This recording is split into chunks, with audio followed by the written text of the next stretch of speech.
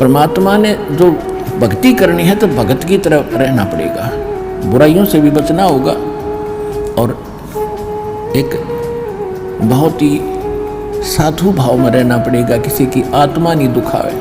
ठीक है, आपको धीरे धीरे सेट होने में टाइम लगेगा, जैसा भी जिसका व्यवसाय है अब वर्तमान में उसमें एक साधुता लाओ।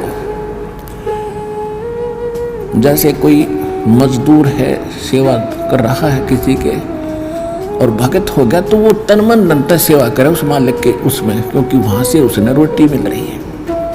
और फिर परमात्मा ऐसी प्रेरणा करेगा उस मालिक के अंदर, देख भगत आदमी होते ऐसा हो भाई, कोई चीज पड़ी रहो घर में उसके लिए मिट्टी समझे, चाहे पैसा हो चाहे सोना हो कुछ भी हो, अपनी मिली हुई 2 रोटी यानी 2 जो दिहाड़ी मिलती है उसमें संतोष सब्र करके देखा कितनी इज्जत बनेगी उसकी, और कितनी विनम्रता और उसके प्रति सद्भावना और उसका आदर बनेगा उस मालिक के हृदय में।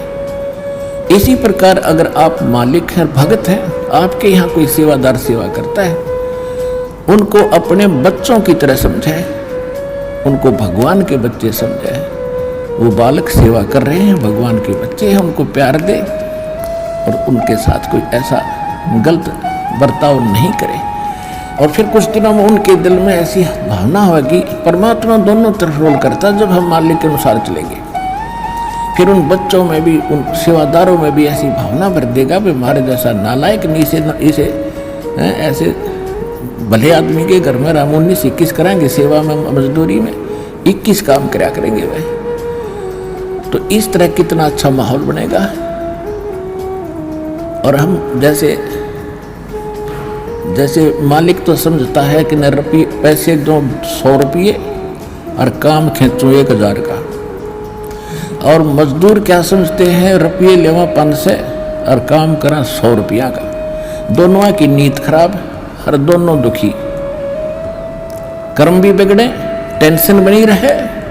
तो इस प्रकार हमने अपने इस अंतःकरण के अंदर एक साधु भाव लाना पड़ेगा, और तब हम देखना आपका वातावरण कैसे बदलने लगेगा, कैसे बदलने लगेगा, पूछो मत। तो तब हम यहाँ भी सुखी होंगे, आपको चिंता नहीं रहेगी कि वहाँ सेवादार सेवा कर रहे हैं, वो अपने तन मन धन से सेवा करेंगे भगवान से डर के, वो भगवान से डरने वाले हो जाएंगे, फिर बातें खत्म हो जाएगी। अब तो आग लगी पड़ी है, रिश्वत ले ले, यूँ ले लूँ, फलान करूँ, जब करूँगा तेरा काम धर दे 500 रुपये, और उधर से 500 ले लिए, डॉक्टर के जाकर 1000 लग गए, वो 500 भी गए, 500 अपनी तनख्वाह में तो गए। अरे वो पाप कर्म जो कह दो धरे के धराए रहेंगे, फिर गधा बनकर पूरे करेगा जिससे रिश्वत ली है। तो इसी विघ्न में पैर दो मत, ये भगवान बताना चाहते हैं।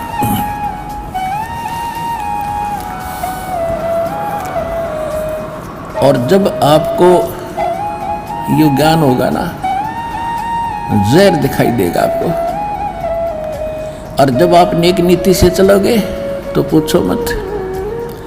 अब दास बहुत देखता है, एक छोटा सा बच्चा ने बोला जी 55 रुपये पाए मैंने पड़े, वो घर पे ले आया, घर वाले बोले ना बेटा हमने नीचे धर दे, अपना दान पात्र में डाल दिए, इस वजह से ना हम नहीं खाएंगे। अब देख जिसके गिरे थे उसको पुण्य हुआ, अब यहाँ पर भंडारे में लग गए, और वैसे उस पर चोरनी खर्च हो रही थी कि उसने विधि का पता नहीं, और वैसे कोई और मिल जाता, उसने जाते कहीं घुट्टी लाओ उसके 55 रुपये की, या कितने मांस मिट्टी खाओ उसको और पाप लगाओ। तो इस प्रकार हमारी नीत साबित होगी, भगवान खुश होगा, और जब भगवान खुश होगा तो फिर कमी नहीं रहेगी। हमने परमात्मा को प्रसन्न करना है, और परमात्मा प्रसन्न होगा तो फिर कमी किस चीज की, फिर तो क्या बताते हैं परमात्मा, साईं इतना दीजियो जामे कुटुम समावे, हम भी भूखे ना रहे, अतिथि न भूखो जावे। इससे अधिक मांगना इस काल की जेल में हमारी महामूर्खता है कि इतना ही मांग लो बस तुम, इसमें सब कुछ मिलेगा, क्योंकि ये कलयुग है। और कलयुग में मशीनरी जरूरी होगी, तो आप इतना ही मांगो जा में कुटुंब समावे, यानी रिक्वायरमेंट ऑफ द फैमिली, परिवार की आवश्यकताएं ये है जा में कुटुंब समावे, और हम भी भूखे ना रहें और अतिथि न भूखा जाए। फिर देगा आपको, और फिर रहो मालिक के वचनानुसार चलो। फिर कैसे, जैसे परमात्मा कहते हैं, चिड़ी चोंच भर ले गई नदी न घट्यो नीर, दान दिए धन घटे नहीं, यूं कह रहे साहिब कबीर। परमात्मा अपना साइन कर रहे हैं इस वाणी को बोल करके, कह रहे साहिब कबीर कि दान करने से धन नहीं घटेगा, ये नियम है ईश्वर का, परमेश्वर का। और दान सुपात्र को करे, गुरु बिन माला फेरते, गुरु बिन देते दान, गुरु बिन दोनों निष्फल हैं, चाहे पूछो वेद पुराण। देते को हर देत है, जहां तहां से आण, अण देवा मांगत फिरो, फिर साहिब सुने ना कान। अब परमात्मा ने एक भूमिका करके दिखाई हमारे को कि साईं इतना दीजियो जिसमें कुटुंब समावे। एक धानक, एक जुलाहा, सुबह से लेकर शाम तक एक बारीक बारीक तार इकट्ठे करके धागे और कपड़ा बुनता है। एक दिन में मुश्किल से भी 5 फुट 10 फुट बना पाता है, 5 फुट 4 फुट, और बहुत लंबा सैकड़ों फुट का तार वो थान बनाना पड़ता है, ताना बनाते थे। वो हफ्ते में पूरा होता।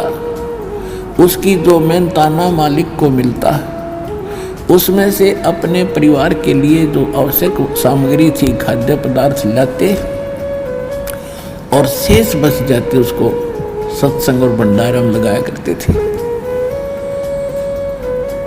इस प्रकार परमात्मा हमें उदाहरण देते हैं कि इस लोक में आप भगवान की भक्ति अवश्य करो, पूर्ण संत से प्राप्त करके, फिर परमात्मा एक्शन में आवेगा।